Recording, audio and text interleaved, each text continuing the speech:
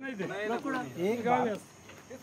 बार शंकराचार्य समझा, एक बार शंकराचार्य और एक मंडन मिश्री समझा, शंकराचार्य और मंडन मिश्री एक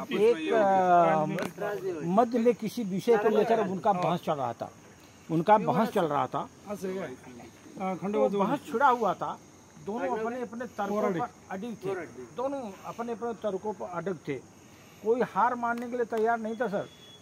आखिर तय हुआ कि दोनों परस्पर शास्त्रार्थ करें और जिससे अकाट्य सिद्ध हो जाए वही विजेता हो गया। अगर अकाट्य सिद्ध हो गया है वही विजेता हो जाएगा।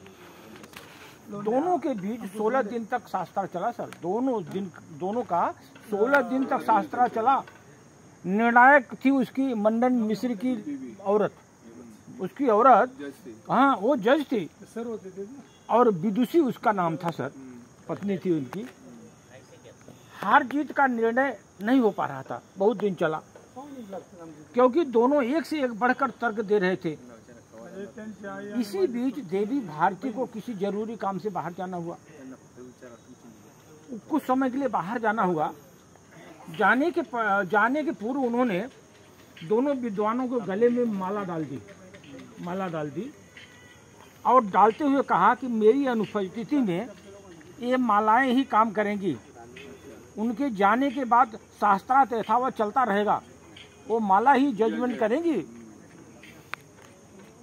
कुछ समय बाद देवी भारती लौटी। उन्होंने दोनों को बारी बारी से देखा। आज शंकराचार्य को विजेता घोषित कर दिया। अपने पति को हरा दिया। ऐसा हुआ सर। अपने पति को बिना आधार पर पराजित करार देने पर हैरानी जताते हुए लोगों ने इनका कारण पूछा तो ये सहजता से बोली, जब विद्वान पराजित